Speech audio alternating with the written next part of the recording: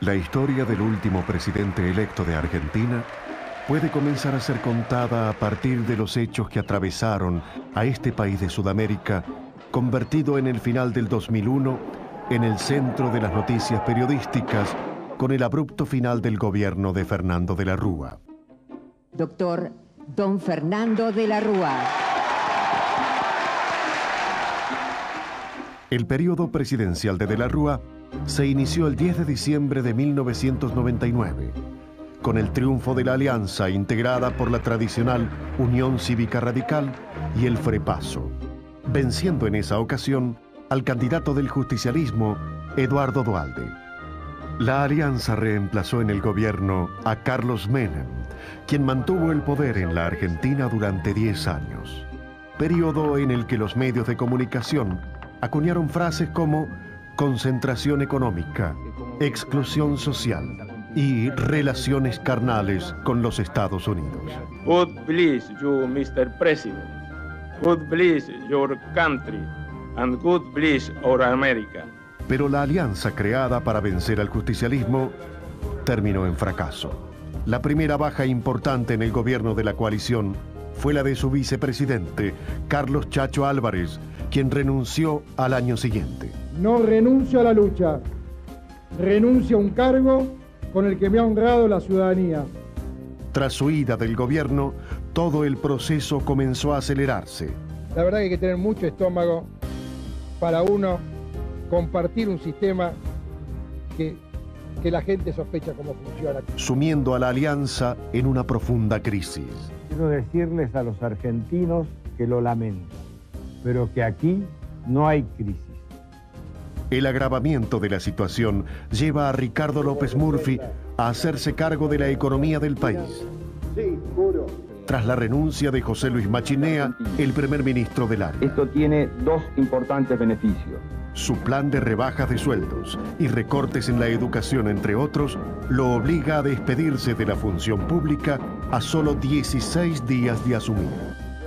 Rápidamente se hace cargo Domingo Cavallo, exministro de Relaciones Exteriores y de Economía del pasado gobierno de Carlos Menem. Una de sus primeras medidas impopulares fue el recorte del 13% a los sueldos de los empleados públicos y a los jubilados. Su plan de defender la convertibilidad a toda costa acorta el gobierno de Fernando de la Rúa. Sus 4 años de mandato se redujeron a la mitad. La alianza está unida, el gobierno sigue. La fuga de miles de millones de dólares, amparados por la libre disponibilidad de entrar y salir del país, ponen en rojo las reservas monetarias. Una vez más, los llamados fondos buitres y los capitales golondrina abandonan la economía argentina. El 30 de noviembre de 2001, una medida del ministro Cavallo congela los depósitos de todos los argentinos, permitiéndoles retirar semanalmente hasta 250 pesos. Argentina comienza a paralizarse. Largas colas en los bancos generan un rápido rechazo de la sociedad a las medidas que apuntan a sostener la convertibilidad monetaria en el ya casi imposible 1 a 1 con el valor del dólar. Rota la cadena de pagos, pisoteado el derecho de propiedad y la ley de intangibilidad de los depósitos, al gobierno de Fernando de la Rúa le restan unas pocas semanas de vida. Los signos de exclusión social son evidentes. En octubre de aquel año, más de 2.400.000 personas estaban sin trabajo. La tercera parte de la población activa del país no consigue empleo. Una deuda externa que trepa a los 140.000 millones de dólares. Una cifra imposible de pagar para una nación en medio de su crisis económica, política y social que suma 20 millones de pobres, de los cuales casi la mitad son niños y adolescentes.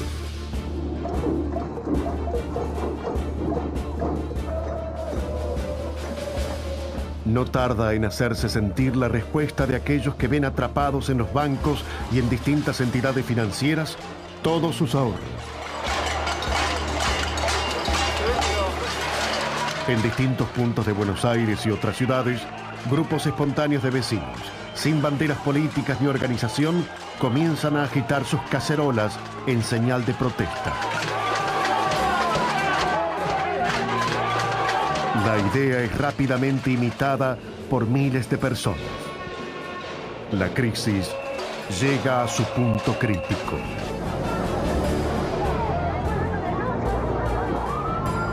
A las manifestaciones civiles, con saqueos y cacerolazos, el gobierno de Fernando de la Rúa decreta el estado de sitio.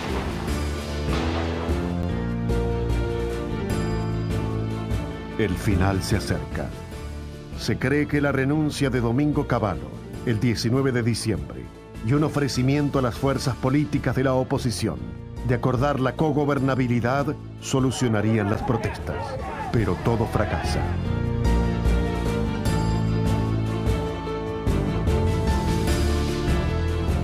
En el atardecer del 20 de diciembre de 2001, una jornada de represión y violencia deja un saldo de 27 muertos y cientos de heridos. Fernando de la Rúa renuncia a la presidencia de la nación. Un largo camino de preparación para ser presidente había concluido. Don Fernando de la Rúa. Se inicia para Argentina un proceso que tendría en solo 10 días 5 presidentes y una nueva frustración para el país.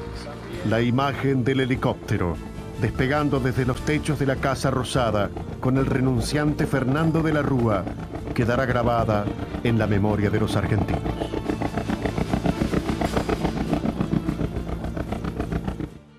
El senador Ramón Puerta, presidente de la Cámara Alta, asume provisionalmente el gobierno por 48 horas. La Asamblea Legislativa designa entonces como presidente al gobernador de la provincia de San Luis, Adolfo Rodríguez Sá, el 23 de diciembre. En el mensaje de Asunción anuncia el default, la suspensión de pagos de la deuda externa. En primer lugar, anuncio que el Estado argentino suspenderá el pago de la deuda externa.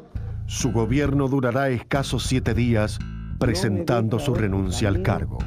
Que presentar mi renuncia indeclinable a la Asamblea Legislativa. Nuevamente asume provisionalmente otro presidente. Es Eduardo Caamaño. Pero este será un año nuevo distinto. Un año nuevo que traerá nuevo presidente.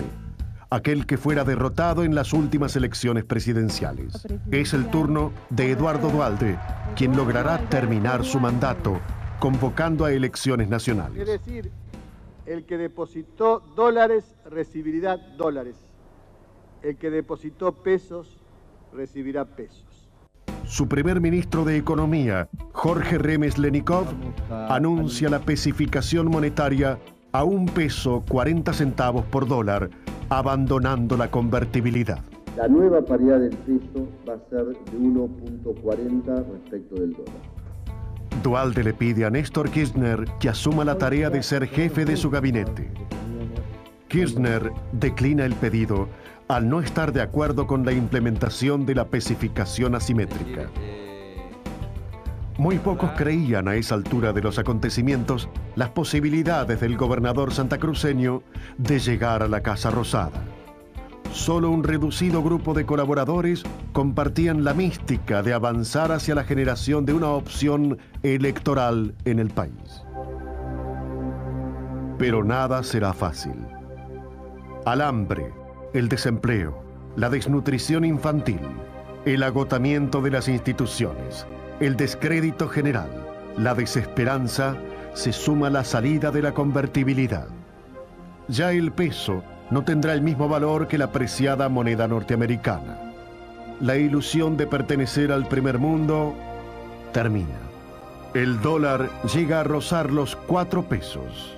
Yo lo que quería decir es apenas que me parece una locura que esté pasando todo esto, que es una estupidez, que parece que nadie se da cuenta. Las recetas económicas del Fondo Monetario Internacional llevaron a Argentina a la quiebra.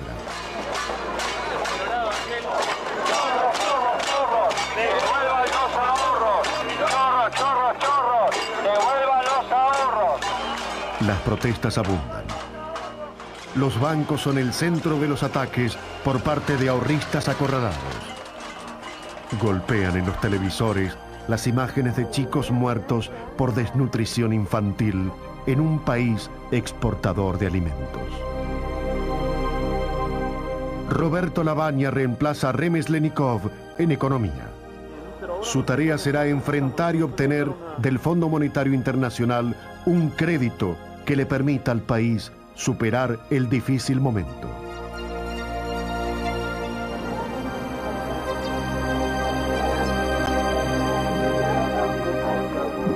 Grupos de piquetes cortan rutas y accesos a las ciudades. La represión no tarda en llegar. La muerte de 2 jóvenes piqueteros en Avellaneda, al sur de la capital federal, recrea en la memoria de los argentinos los peores recuerdos de aquel 20 de diciembre. El presidente Duhalde, en un mensaje al país, anuncia la entrega del gobierno el 25 de mayo de 2003, con elecciones el 27 de abril para la primera vuelta electoral y el 18 de mayo para el balotaje. Que dentro de 4 meses, a partir de hoy, los argentinos elijan en internas abiertas y democráticas sus candidatos a presidente y vicepresidente de la República. Y 120 días después, todos decidiremos quién nos conducirá los próximos 4 años.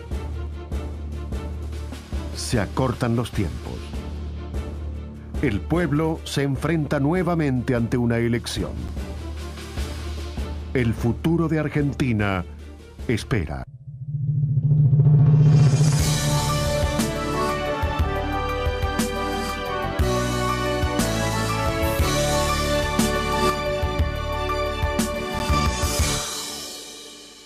Néstor Carlos Kirchner nace en Río Gallegos, capital de la provincia de Santa Cruz, el 25 de febrero de 1950.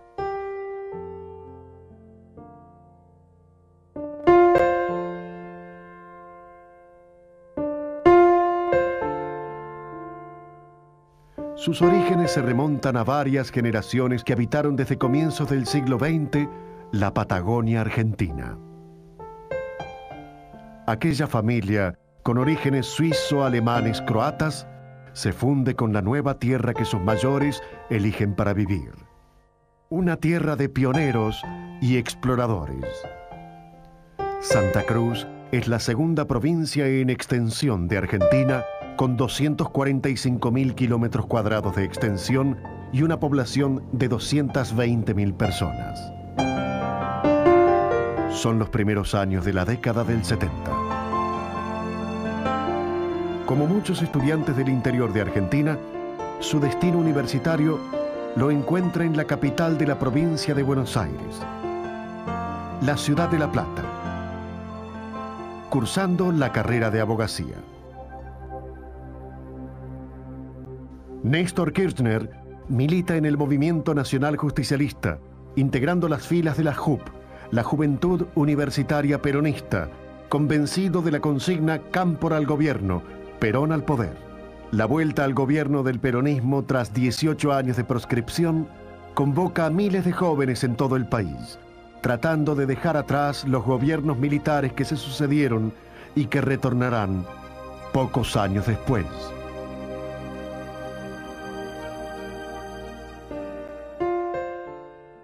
Pero la facultad no solo le da a Néstor Kirchner un título universitario. Allí conoce a su gran compañera y consejera.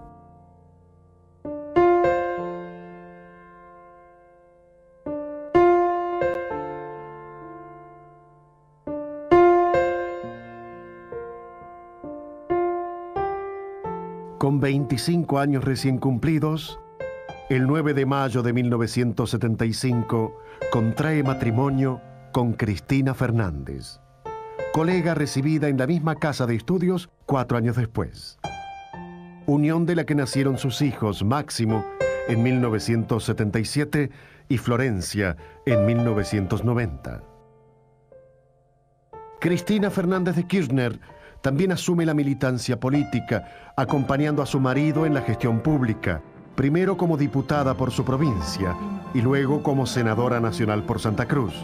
cargo que le dará alta exposición pública por la forma de enfrentar los temas que son de interés para su provincia y la nación. Es el año 1976. Kirchner egresa con el título de abogado de la Universidad Nacional de La Plata. El mismo año que se inicia una de las etapas más oscuras del país, con el derrocamiento por parte de la Junta Militar del gobierno encabezado por María Estela Martínez de Perón, quien había asumido la presidencia tras la muerte del viejo líder el 1 de julio de 1974.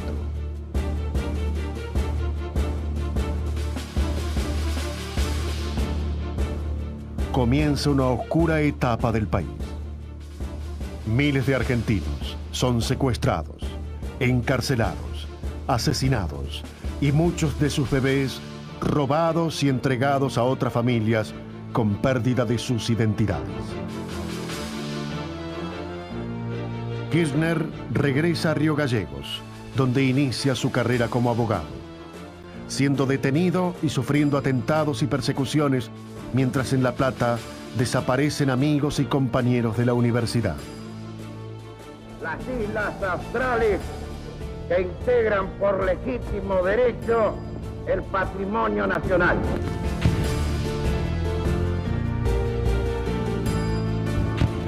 Tras el fallido intento de recuperar las Islas Malvinas como forma de perpetuarse en el poder, los militares llaman a elecciones. Es el 10 de diciembre de 1983, momento en que la democracia retorna a la Argentina.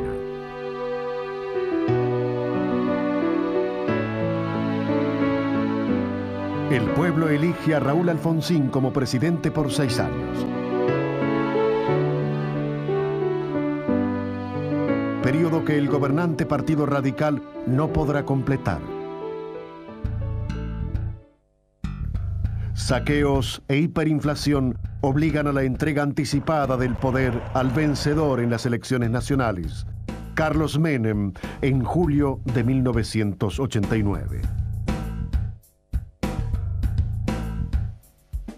Se inicia en el país un plan neoliberal que detendrá la hiperinflación, llevando al peso a una paridad 1 a 1 con el dólar, generando desempleo y pobreza que agravarán el cuadro social de Argentina, paralizando la industria, la producción de bienes y servicios, abriendo la importación que destruye el trabajo nacional. Por aquellos años, para Néstor Kirchner, la carrera política puede más que su profesión. Ubicado por definición en la centroizquierda del arco político, formaliza la militancia partidaria, cerrando su estudio de abogado en Río Gallegos, uno de los más importantes de la provincia, abandonando de esa manera la actividad privada. Con un grupo de amigos y militantes justicialistas, funda el Ateneo Teniente General Juan Domingo Perón, donde inicia la construcción de un espacio de poder dentro del justicialismo. Estamos en un lugar que para nosotros es prácticamente la historia misma.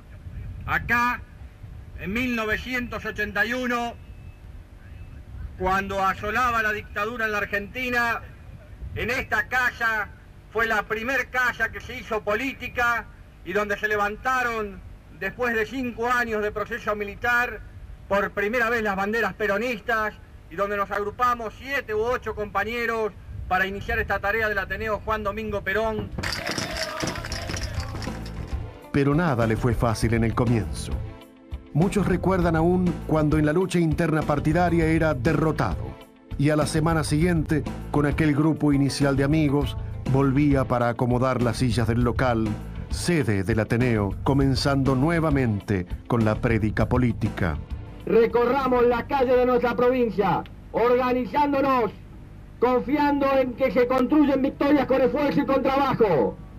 Tengamos la vocación, no juguemos como los liberales al marco de la hipocresía política. Sepa el pueblo de Santa Cruz, tenemos la decisión, tenemos la vocación, queremos ser para transformar, queremos conducir Santa Cruz, queremos cambiar esta historia, queremos ser grandes en el Consejo Nacional, queremos recuperar nuestra dignidad, queremos ser compañeros. Muchas gracias.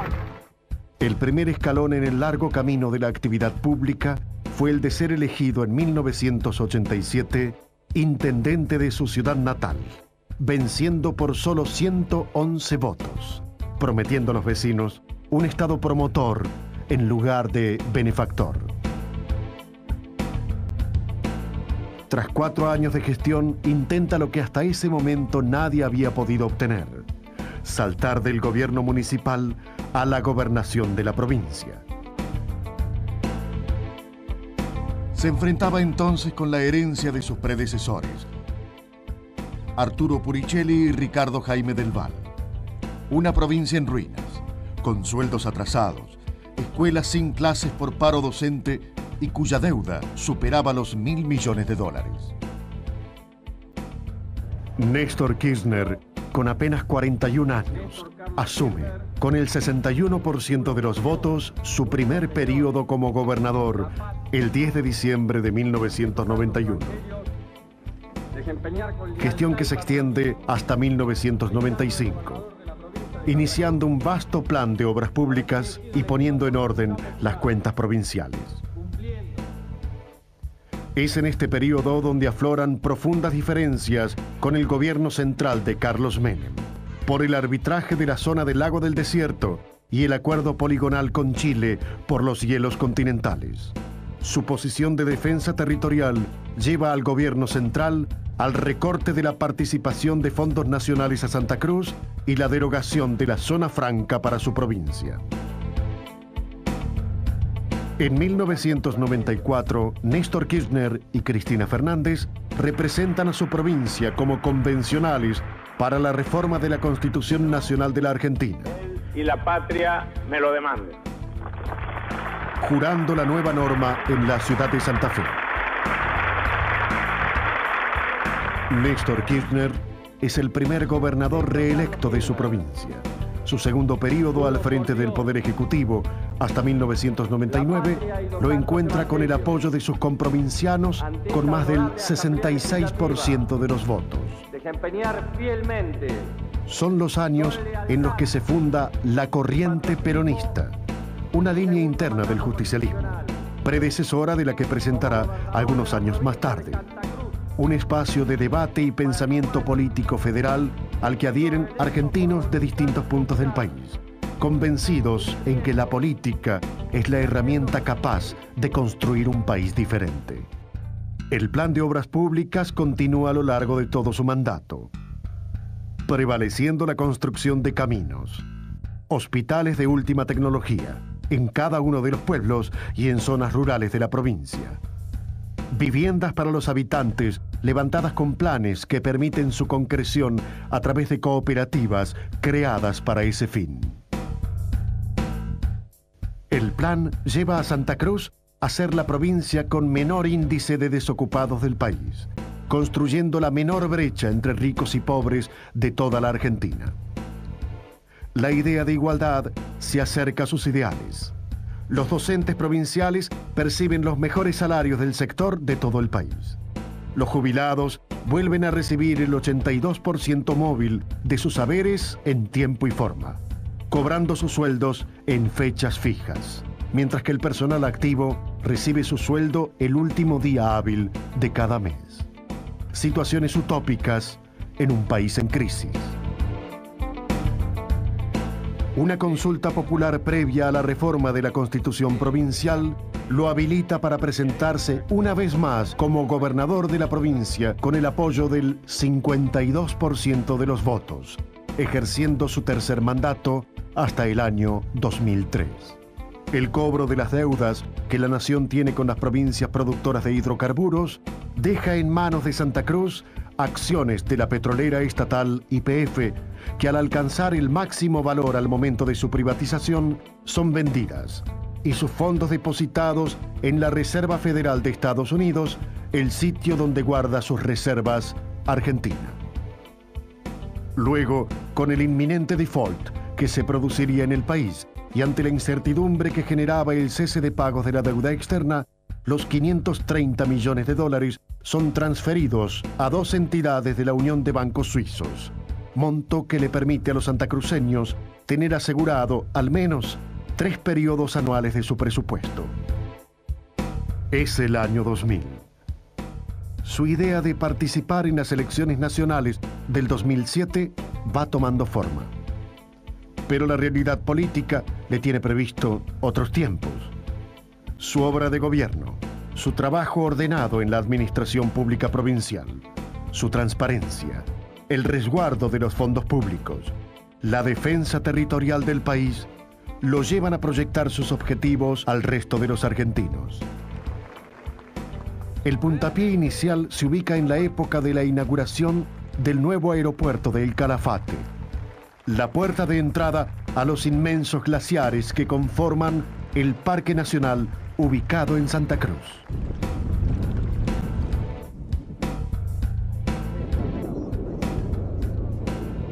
La conjunción de lo que es un Estado promoviendo la economía con capitales privados para generar un proceso de reconversión en base al turismo que nos permita generar una economía de producción dinámica en toda la provincia de Santa Cruz. Es la perspectiva de un futuro diferente, de modernización, de transformación, de cambio.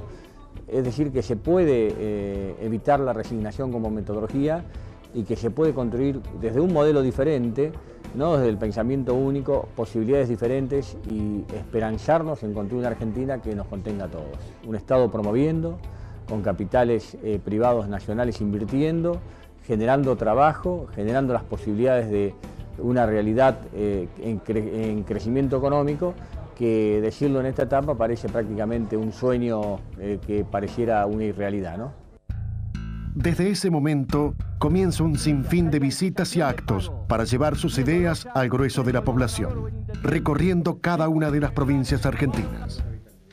Pequeñas reuniones con dirigentes locales en salones de menos de 100 asientos. Actos de campaña que van sumando voluntades.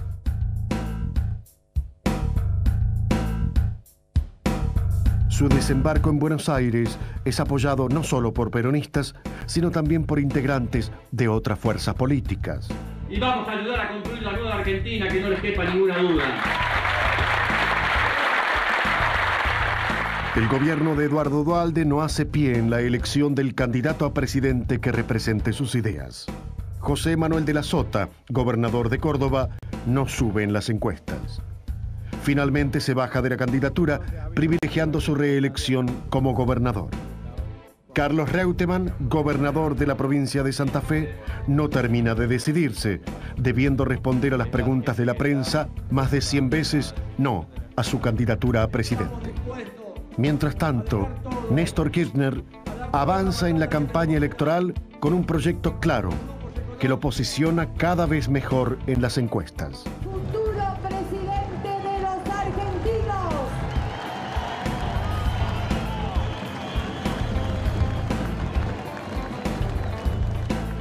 Es el momento en que Eduardo Duhalde decide su apoyo al candidato de Santa Cruz, coincidiendo en el proyecto de producción y trabajo.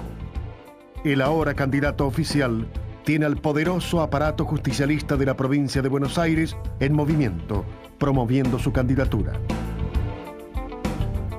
El lugar elegido para la presentación en sociedad es la Quinta 17 de octubre, en la localidad de San Vicente, en la provincia de Buenos Aires. La mítica casona que albergara los tiempos de descanso de Juan Domingo Perón y Eva Perón.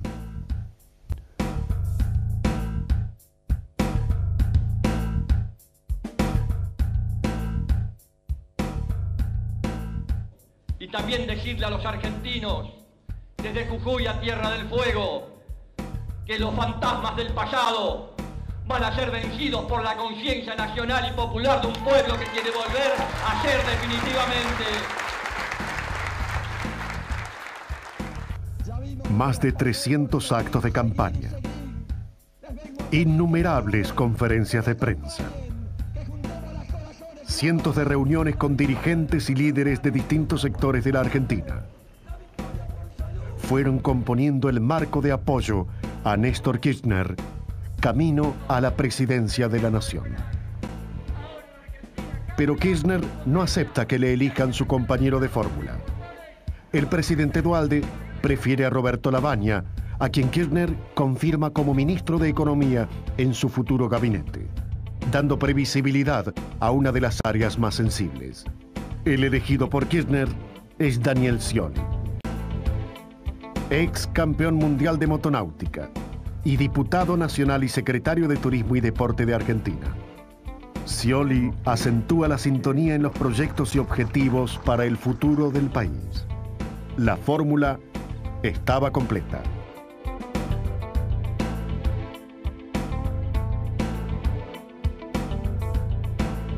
Una intensa campaña obliga a desdoblar la tarea para estar presentes en más lugares y ante más personas al mismo tiempo. Solo la etapa final de la campaña contabiliza más de 50.000 kilómetros recorridos desde la pobreza extrema en el Chaco hasta los canales fueguinos de la Patagonia.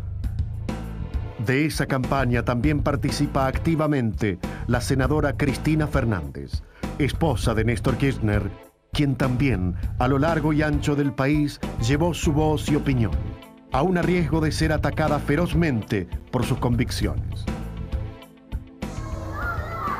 Que no nos pararon las balas de los militares, menos nos van a parar las patotas de los mafiosos, mucho menos, no les tengo miedo. Dos actos masivos forman parte de la campaña electoral. El primero de ellos, en el estadio de River Plate, reúne a decenas de miles de personas, con el fuerte apoyo del peronismo bonaerense dispuesto a trabajar por el candidato santacruceño. Un nuevo acto, ya sobre el cierre de la campaña electoral, para definir la primera vuelta, encuentra a la fórmula Kirchner-Scioli en La Matanza. Las instalaciones del Mercado Central, ubicado en el distrito más poblado del cordón del Gran Buenos Aires, es el marco para un último mensaje previo a la veda electoral de 48 horas antes del inicio de la elección. Yo tengo un sueño para los argentinos, espero que podamos realizarlos entre todos, porque los argentinos tenemos que volver a tener sueños, a tener esperanzas, porque si no va a ser muy difícil. No hay ningún ser humano que pueda sobrevivir realmente en un mundo tan difícil, tan complejo, tan duro, sin que tenga una esperanza de futuro cierta, ¿no? Me parece que esto es lo que me gustaría construir con todos los argentinos, un proyecto de país. En un clima de alto valor cívico, con más del 80% de los ciudadanos dispuestos a emitir su voto, las 19 fórmulas presidenciales desandan la recta final hacia los comicios del 27 de abril.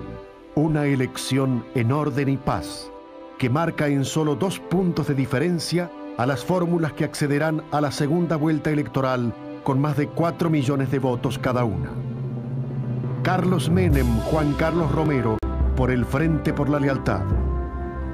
Y Néstor Kirchner, Daniel Scioli, por el Frente para la Victoria. Una noche de fiesta en la helada Río Gallegos, con su gobernador candidato celebrando por las calles de la capital de Santa Cruz junto a su pueblo. La ocasión no es menor. Esta podría ser la primera vez que un santacruceño llegue a la presidencia de la nación. Días antes de la segunda vuelta electoral y con la idea de reforzar la presencia de Argentina en el Mercosur, estrechando lazos con los países de la región, Néstor Kirchner viaja a Brasil, respondiendo a la invitación de su presidente Lula da Silva. Estuve con un hombre con quien comparto la idea de una sociedad más justa, con quien comparto la lucha contra la exclusión social, con quien comparto la lucha contra la corrupción, con quien comparto vivir un mundo absolutamente distinto al que nos está tocando vivir ahora. Y entonces, evidentemente, en ese equilibrio distinto que queremos encontrar, da mucha fuerza encontrarse con un presidente que tenga esta visión del mundo, ¿no?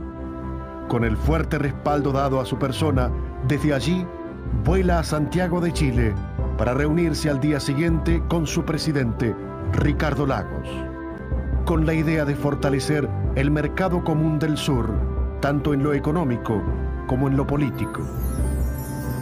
La unidad latinoamericana, pregonada por el fundador del justicialismo, Juan Perón, 50 años atrás, pareciera retomar con más fuerza en este periodo histórico para la Argentina.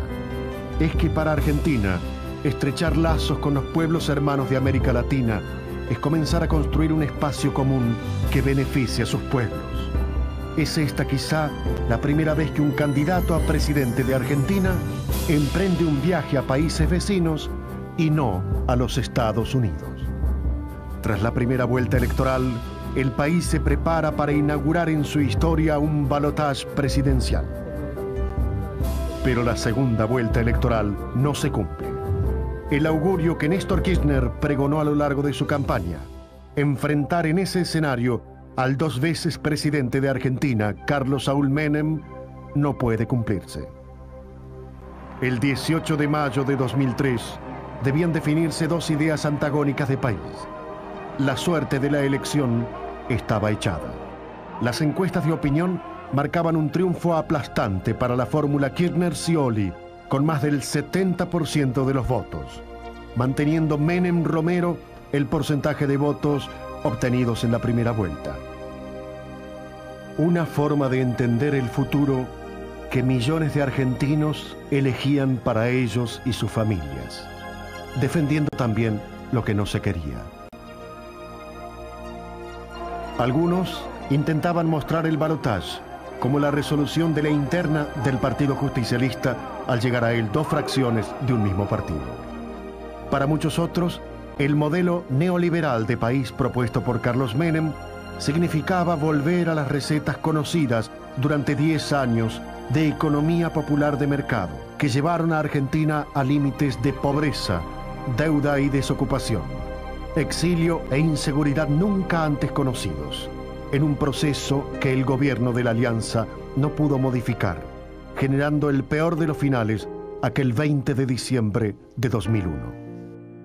A ese modelo de país se contrapuso la fórmula encabezada por Néstor Kirchner y Daniel Scioli.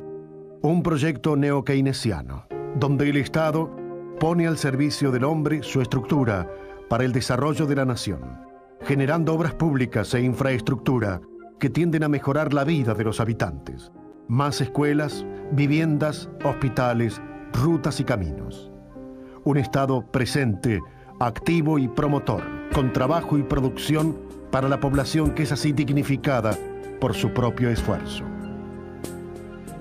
Durante 2 días, una ola de rumores invade al país. La posibilidad de abandonar el balotaje por parte de Carlos Menem desata una crisis.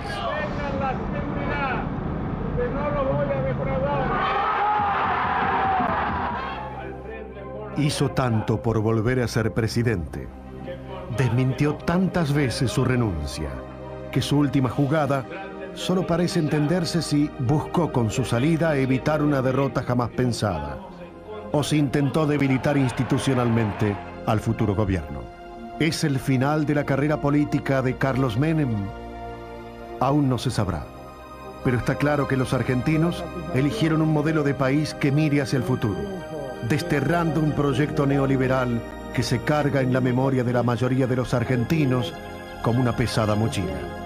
Es el 14 de mayo, el mismo día en que Carlos Menem ganara las elecciones nacionales en 1989 y 1995, renuncia a la segunda vuelta electoral. Por estos motivos, estimo conveniente no participar en esta segunda vuelta electoral. La confirmación de que Néstor Kirchner es el nuevo presidente electo de los argentinos se concreta. Un acto en el mismo hotel en el que inició el camino hacia la presidencia lo encuentra con un discurso muy duro hacia el expresidente. Hemos vivido una de las jornadas más oprobiosas y bochornosas de las que se tenga memoria. Las encuestas que unánimemente le auguran una derrota sin precedentes en la historia electoral de la República permitirán que los argentinos conozcan su último rostro, el de la cobardía, y sufran su último gesto, el de la huida.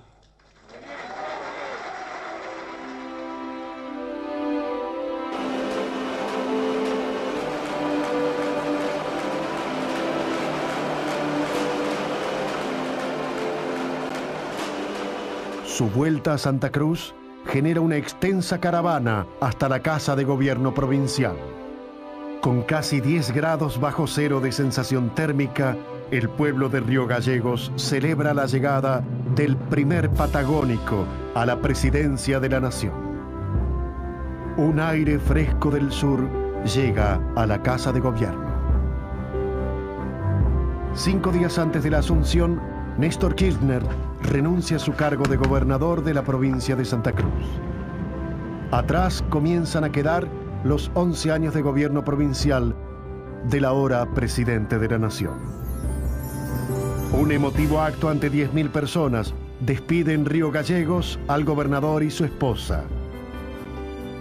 Muy emocionado porque son muchos años de trabajo, muchos años de compartir ilusiones.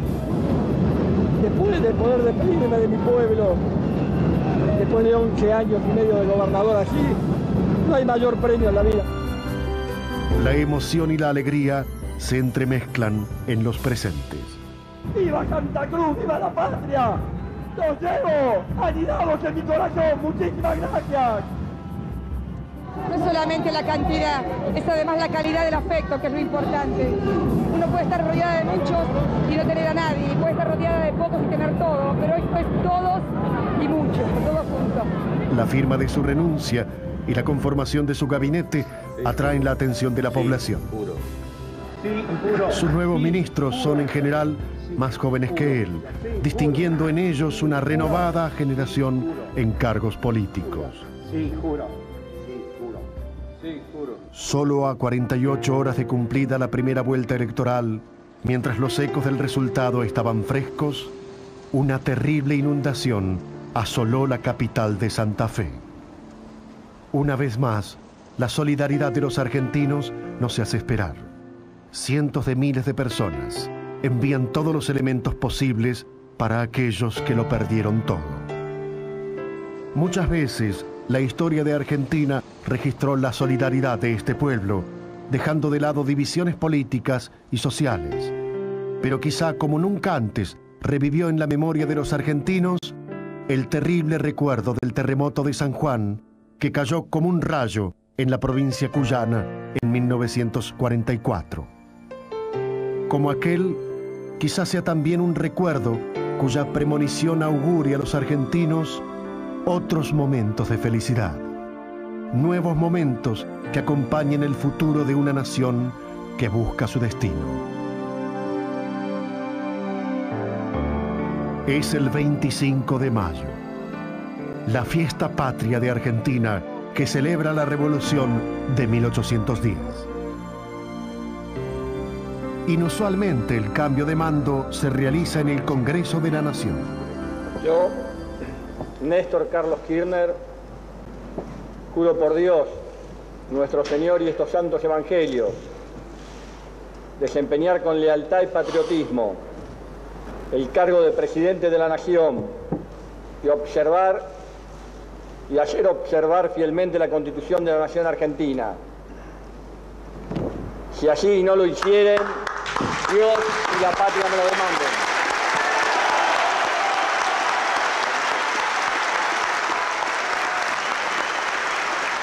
El presidente interino Eduardo Duhalde cumple con su palabra, entregando al presidente electo Néstor Kirchner la banda presidencial.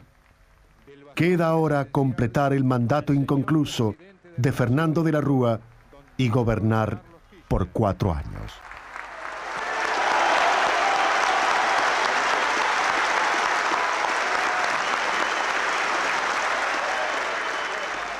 Sabemos a dónde vamos y sabemos a dónde no queremos ir o volver.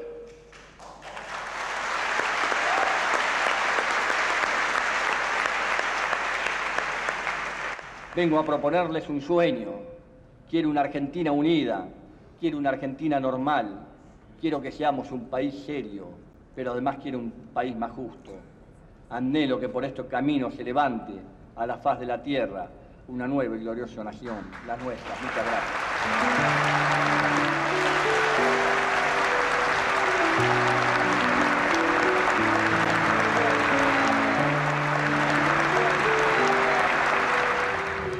La esperanza de un pueblo es la base de una sociedad que espera justicia, igualdad, dignidad.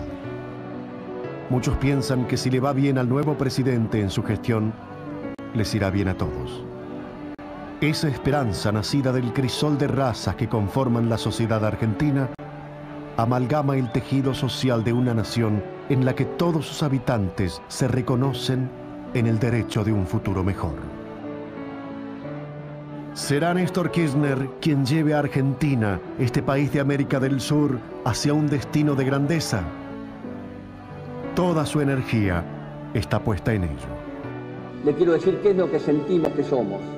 Hombres comunes con responsabilidades muy importantes. Esperemos estar a la altura de la historia del tiempo. Muchísimas gracias. Gracias por estar. El país y el mundo miran esta nueva oportunidad.